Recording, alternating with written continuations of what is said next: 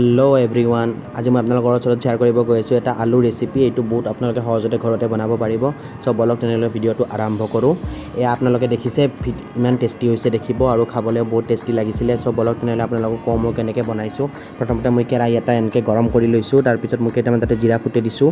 তাৰপিছত এটা পিঁয়াজ সেইখিনি লগত ভাজি কিনে তাত আলু কিউব চাইজত কাটি কিনে এইখিনি একেলগে ভাজি লৈছোঁ। তাত মই দিছোঁ নিমখ আৰু হালধি আৰু দিছোঁ এটা নহৰু এনেকৈ সৰু সৰুকৈ কাটি কিনে তাত ফ্ৰাই কৰি লৈছোঁ। তাৰপিছত তাতে দিছোঁ মই গৰম মছলা গুড়ি আৰু অকণমান জিৰা ধনিয়া গুড়ি। তাৰপিছত এইখিনি ফ্ৰাই কৰি কিনে বিলাহী এটা পেষ্ট কৰি লৈছোঁ। তাৰপিছত বিলাহীটো দি দিছোঁ, দি কিনে অকণমান ঢাকনি মাৰি সিজাই লৈছোঁ। যেতিয়া বিলাহীৰ পৰা পানীখিনি নোহোৱা হৈ গৈছে তেতিয়া মই ওপৰত আপোনালোকে দেখিছে এনেকৈ কেপচিকাম আৰু পিঁয়াজ এনেকৈ সৰু সৰু চাইজত কাটি দিছোঁ আৰু অকণমান টাইম ঢাকনি লগাই কিনে চিমত দি দিছোঁ গেছটো। তাৰপিছত ৰেডি হৈ গৈছে, বহুত খাবলৈ টেষ্টি হৈছিল।